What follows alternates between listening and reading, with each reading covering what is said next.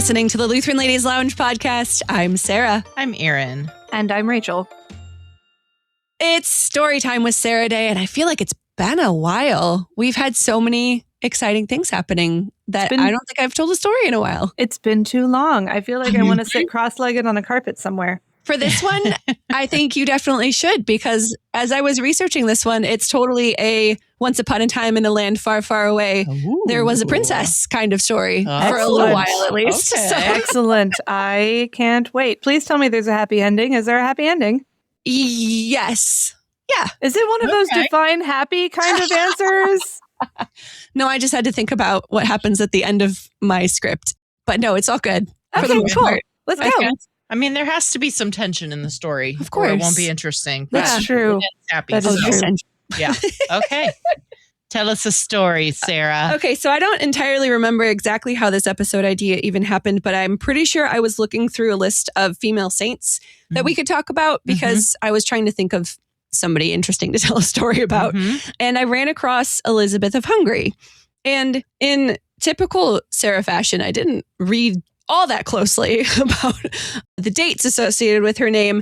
And I realized I made an error because I thought that her saint day is May 25th. And I got super excited because that's my birthday. And I was like, oh, I share a saint day with Elizabeth of Hungary. It's not her saint day. No. It's her Oh. canonization day. And those are two different things. Oh, So okay. I decided to run with it anyway because I started to research her story and I realized I needed to still write this episode because there were connections that I did not see coming. Okay. Her saint day. So if you look in our Lutheran service book, she is a saint in our Lutheran service book. Okay. If you go to that front little section that has feasts and festivals and commemoration days, she is listed there on November 19th, which is not anywhere close to May. But we do actually have It's her half saint day. Yeah, almost. Yeah, very close. So we do have her Saint Day commemoration on November 19th in the Lutheran Church. So that was kind of the entry point to this of like, she's a saint. We actually do talk about a little bit because of her life, which I will get to. Okay. So maybe not as poetic as I wanted it to be, but she has some really interesting Lutheran lineage that happens completely unexpected as I research this. So who was Elizabeth of Hungary? If you do a quick little internet search, you'll see that she is quite famous in the Catholic Church. Now, obviously, we have very different beliefs about how we remember and talk about the saints. We in the Lutheran Church thank God for their witness, and we look to them as a pattern for how to live our lives faithfully toward others, and that's about where it ends for us. But we do regard them highly as people who have gone before us in the faith. Elizabeth was born in 1207, so this very much predates Lutheranism, which is why she's not a Lutheran lady, because it didn't exist as a church body at the time. Hard to be a Lutheran lady before Luther. Correct. Like a few hundred years before Luther. In Sárospatak, Hungary, although this isn't like 100% certain, it's generally listed as Sárospatak. It could be Pozosny, Hungary, which is modern day Bratislava, Slovakia, which is all kind of in the general same area of the world, or Óbuda, Hungary, because she lived in the 1200s. We can't be entirely sure, but fairly sure. If you're unfamiliar with your Eastern European geography, do not fear, because I'm going to give you a little perspective of where we are today. So Hungary is bordered by Slovakia and Ukraine to the north, Austria to the west, Slovenia, Croatia, Bosnia and Herzegovina, and Serbia to the south. I don't know if this is helpful to anybody, but I love looking at maps. And Romania to the east. So that Eastern European area. Sárospatak is in the northern part of Hungary, just south of the Slovakian border, not too far west from Ukrainian border. It is almost exactly 1,000 miles due north of Athens, if we all know where Greece is, and about 1,000 miles due east of Paris. So that's where we are in the 1200s. And I don't know why I was really into my geography when I was researching this a few days ago. Sorry, guys. 1,000 miles is about, I really wanted to set the stage for you. 1,000 miles is about the distance from St. Louis, where we are, to Boston or Miami, or like overshooting a drive to New York City by just a little bit. And then I was really mind blown at how huge our country is. But that was a different rabbit hole for a different day.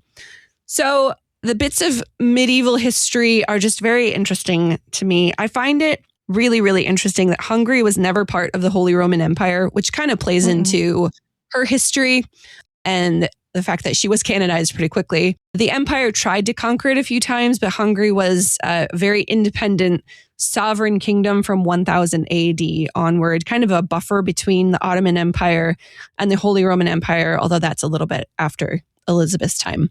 I don't know enough about medieval history to speak with any authority here, but I do find it very interesting to see how royalty from many places, like thousands of miles apart, all intermingled. So St. Elizabeth, I'm telling you all this because she is of royal lineage. Her lineage includes France, Antioch, which is in Turkey, Jerusalem, Germany. So even at this time, her lineage, her royal family was very expansive across a lot of different countries. Isn't Antioch in Syria? It's on my map. It's in Turkey. Maybe a different one. Oh, Which you're right. It's in Turkey. I think that came up before and you corrected me that it's in Syria, but it is actually in Turkey. It is historically in Syria, but according to right now it's in Turkey. Today's borders, it is just like a few miles from the Syrian border. Yeah, it's like nestled in there. I love maps right too, there. Sarah. It should be in Syria, but it is not. You're right. It's in Turkey. It is in Turkey. I learned something new today. Hey, there we go. So another interesting fact, at least to me, was that when I was looking her up, there are two very lengthy Wikipedia pages for St. Elizabeth. One of them is St. Elizabeth of Hungary, which is the main one that shows up when you search for her in English. The other one, which I had to translate from Hungarian into English, only because I was very in deep with these Wikipedia rabbit holes at this point. I think I had about 10 tabs open researching things, is for St. Elizabeth. As you do. St. Elizabeth of the Arpad dynasty, because if you are of Hungarian descent, you would consider her from her royal lineage, not necessarily the fact that she grew up as a princess in Germany, which she does. Wait, so is this like our first princess story on Story Time with Sarah? Quite possibly. I mean, she's not actually labeled a princess, but she is royalty. Okay. She is royalty. Yeah. So... Cool.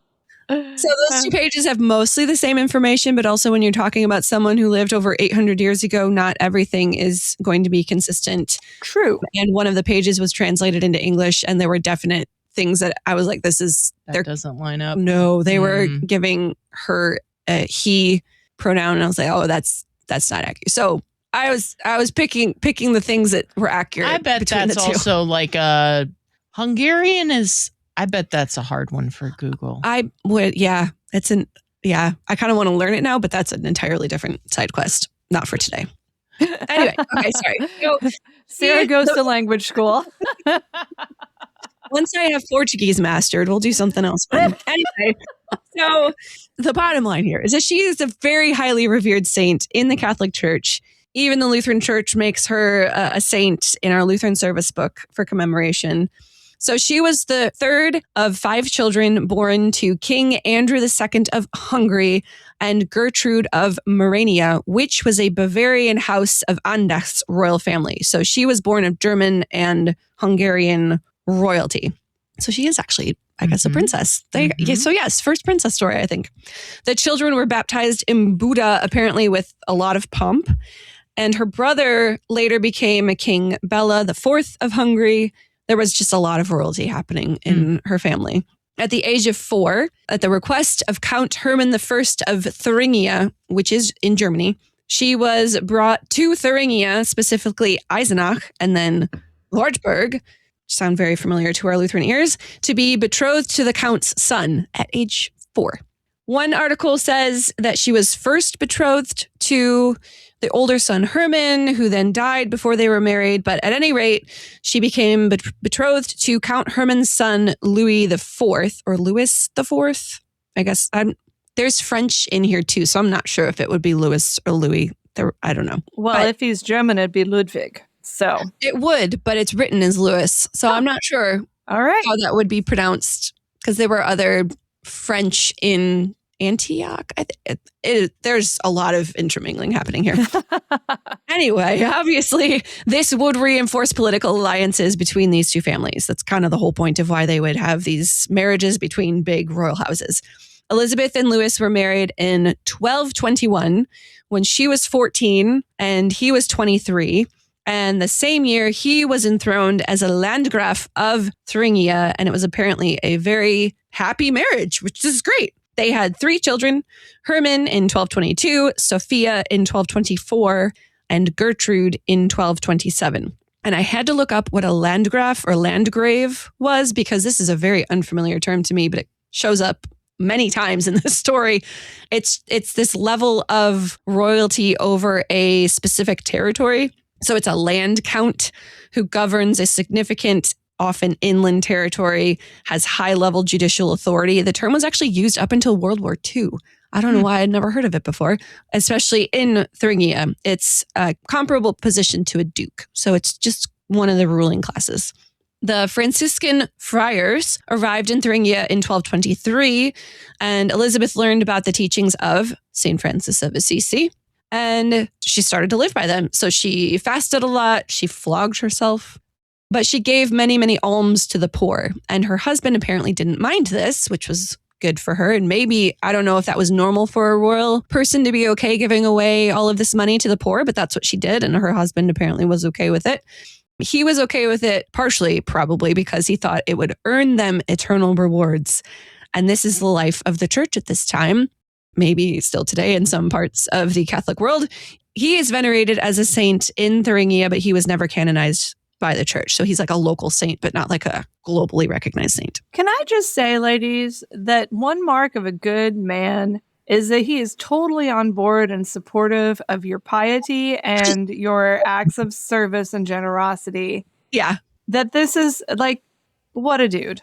He sounds like he was a great husband, which I feel like isn't always the case with royalty. Like you get some certainly not in the Middle Ages. Yeah, you get some stories of some not great people, which one of them comes up later. But yeah, like not great people who just like really have a lot of power over people and use it in not very nice ways. So, here we are, the person. Also around 1223, priest and later inquisitor, aka not a good dude, Conrad von Marburg gained a lot of influence over Elizabeth when he became her confessor. I did not entirely look up what that means, but it's some sort of authority over her as part of the church. It's like her personal pastor, spiritual director. He would be the person that she would make confession to. And yeah, it's a spiritual mentor. Yeah. It sounds like there was some abuse of that power going on too, to a certain extent, but he was an inquisitor. So this becomes important in a minute. So Conrad really loved intense asceticism and suppressing heresy with great zeal. He did not like heresy, which if you're becoming an inquisitor, that is kind of part of your job. So he generally would assume guilt without even bothering to prove innocence. In 1231, Pope Gregory IX gave him permission to ignore standard church procedure for investigating heresy.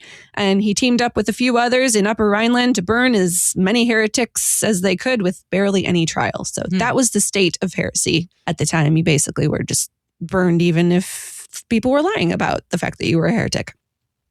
So in 1225, Louis was sent to represent Emperor Frederick II in war. And Louis had been a really staunch supporter of Emperor Frederick II. He had represented him in a few significant meetings.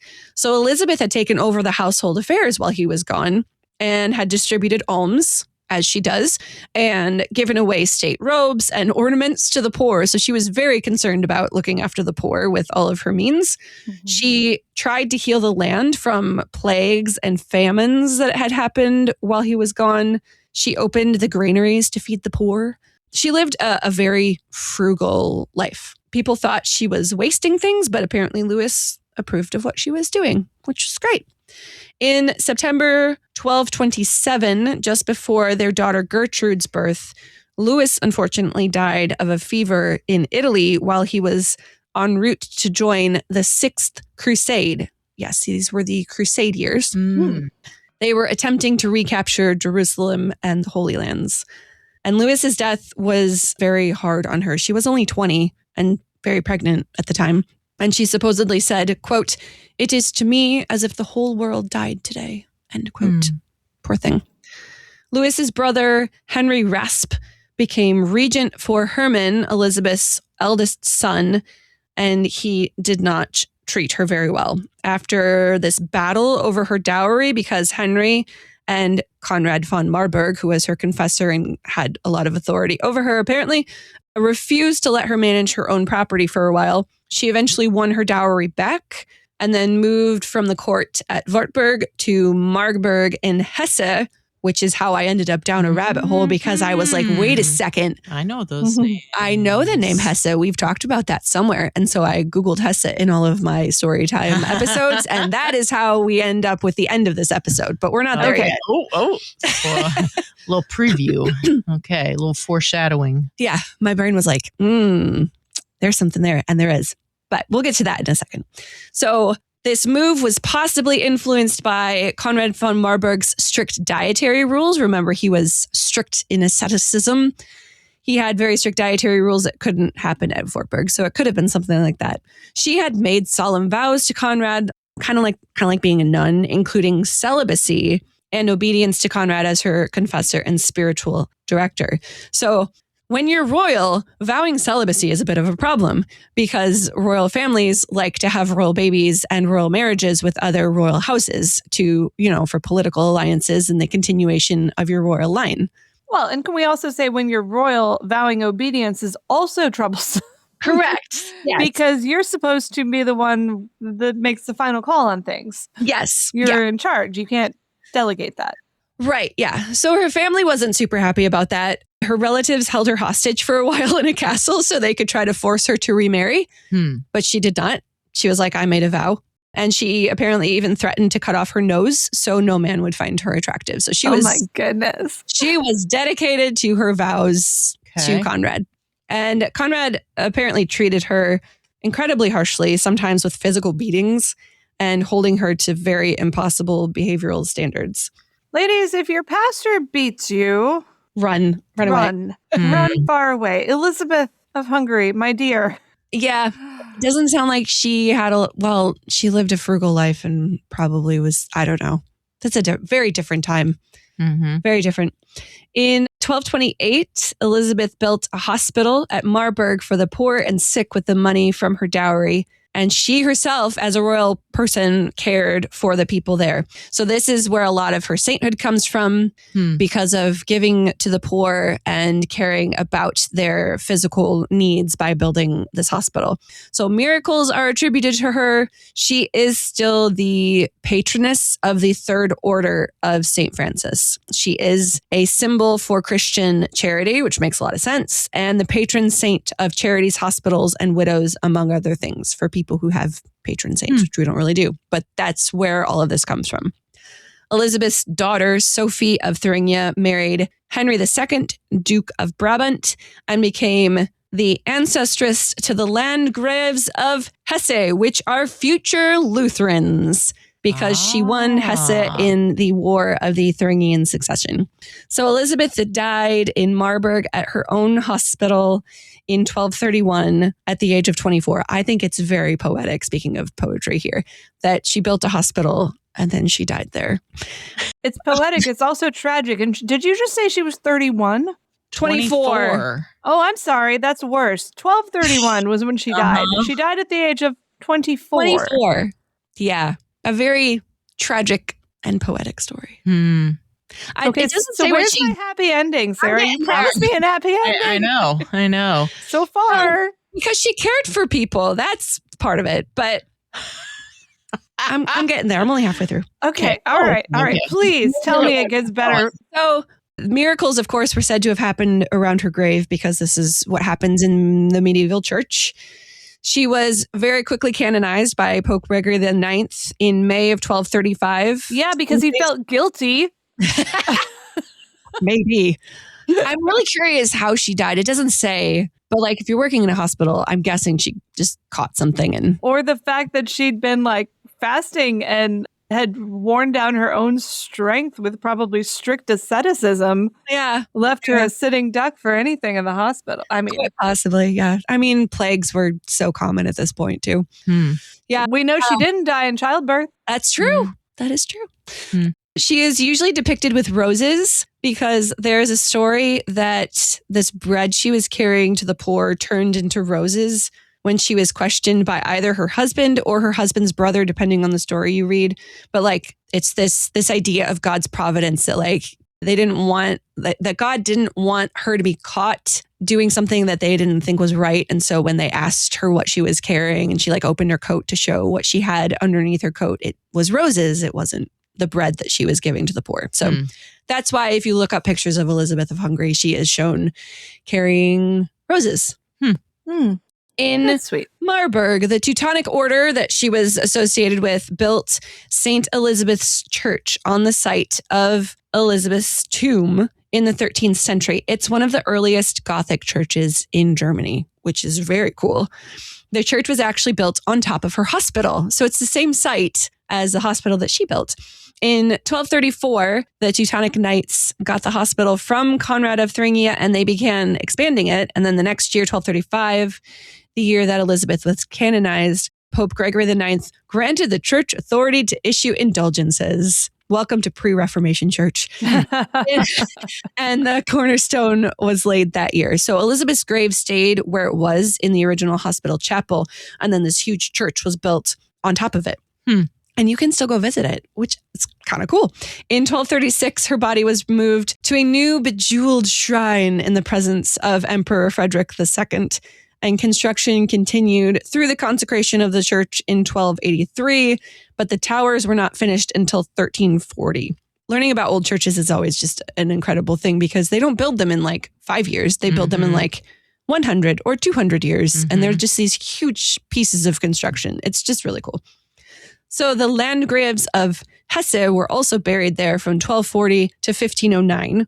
Elizabeth's bones were a major pilgrimage draw to Marburg, but Philip I, Landgrave of Hesse, and a major player in the Lutheran Reformation, would not have it. Philip demanded that the Teutonic order in Marburg to give him Elizabeth's bones so the pilgrimages to the relics would stop. And so her skull and a few bones were moved to St. Elizabeth Convent in Vienna, which I believe they're still there. The skull reliquary of St. Elizabeth is, they're not still there. Sorry. They're in the Swedish History Museum in Stockholm. So if you want to go see these things, you totally could. And after the conversion of Landgrave Philip I in the 16th century, the church became Protestant and remains part of the Evangelical Church of Kirchen-Waldeck. If you look it up, it is a fully functional church still, which I just think is super cool. Like that's some real old church history there.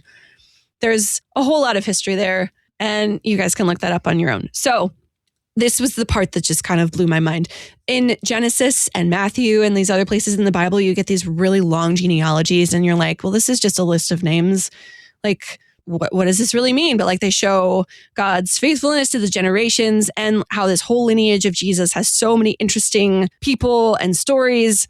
And this was a genealogy that I was not expecting to find when I started looking up Elizabeth of Hungary. And this is what I found first before I wrote the rest of her story that made me decide that I actually just needed to tell you guys the story. So we've established that one of Philip's ancestors is Philip I, Landgrave of Hesse. He is really, really significant in the story of the Lutheran Reformation. And I don't have time to tell his entire story here. So I have a couple links to put in the show notes to a CPH book titled Philip of Hesse, Unlikely Hero of the Reformation, which he absolutely was, and a Reformation 500 article about him.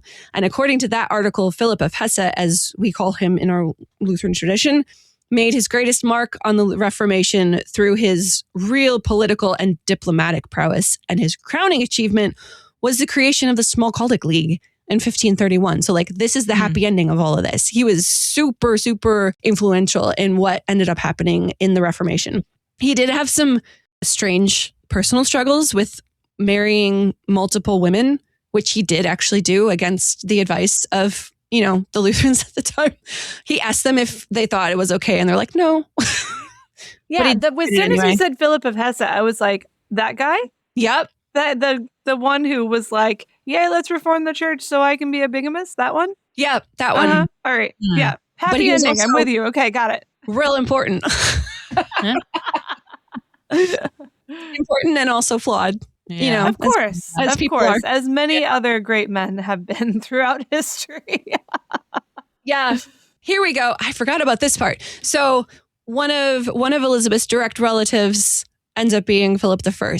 But that isn't where it ends. And this is the part that blew my mind. So one of Philip's sons is George I of Hesse-Darmstadt. One of George's sons is Louis V, Landgraf of Hesse-Darmstadt. One of Louis's sons is George II, Landgraf of Hesse-Darmstadt.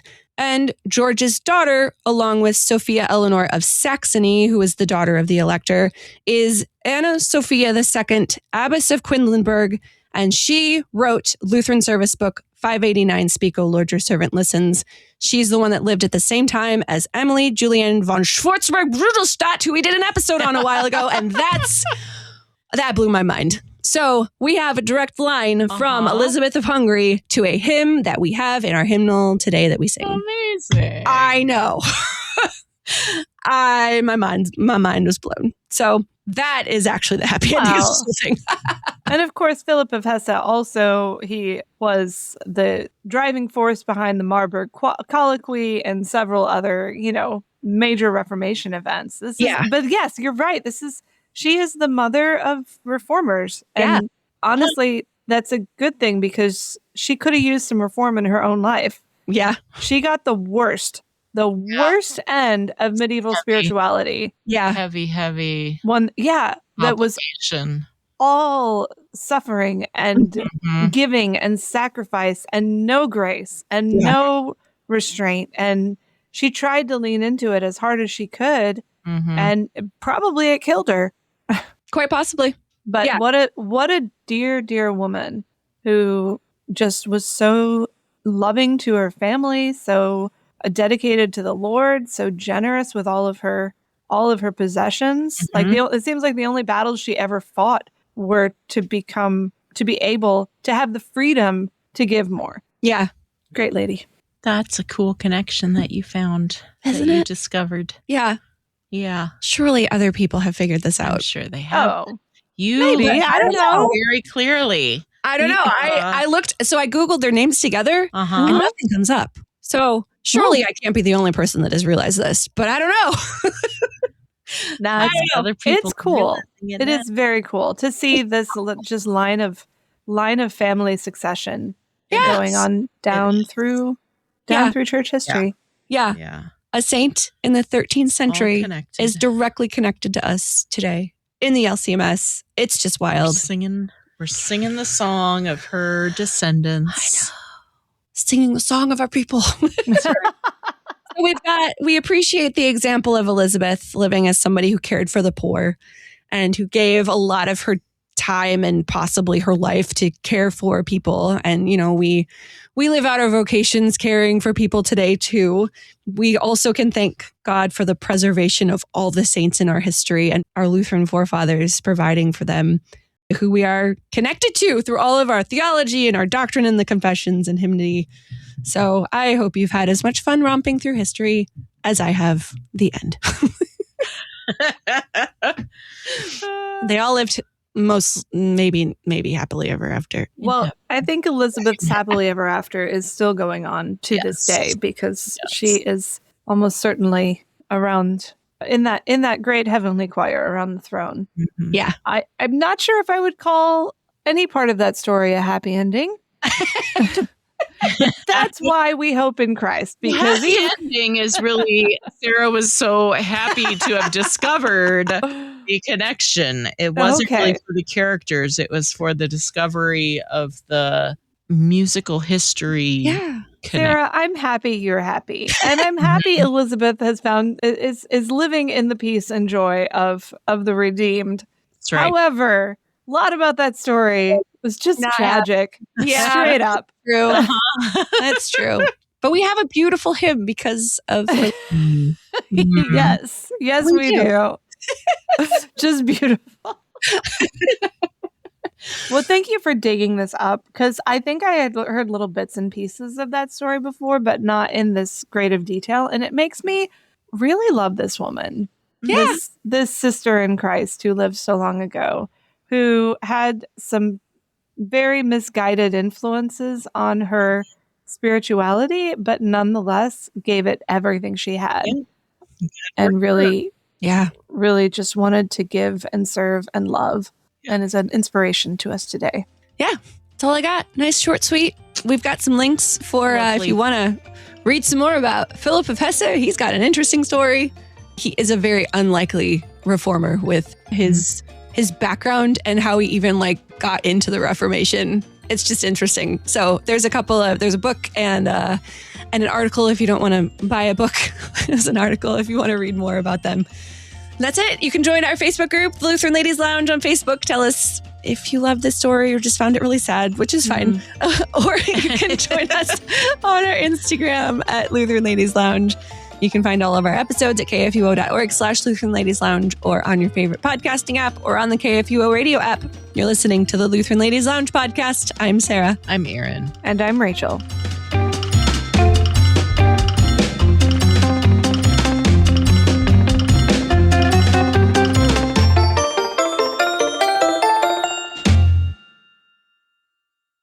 Views and opinions expressed on the Lutheran Ladies Lounge podcast may not represent the official position of the management or ownership of KFUO Radio, the Lutheran Church Missouri Synod. The Lutheran Ladies Lounge is produced by KFUO Radio and available at kfuo.org or wherever you get your podcasts. Don't forget to hit that subscribe button and leave a review for us too. If you love the Lutheran Ladies Lounge podcast, consider financially supporting our producer, KFUO Radio, so we can keep doing what we do. Find out how at kfuo.org/give.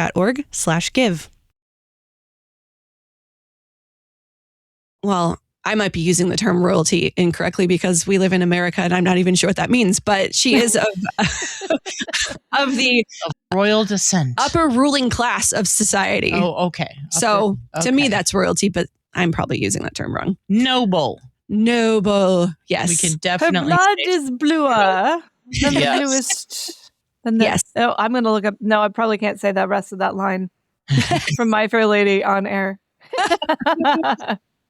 Oh, no, she is royalty. She's a daughter of a king. There we go. I was second guessing myself, but yes, she is actually the daughter of a king.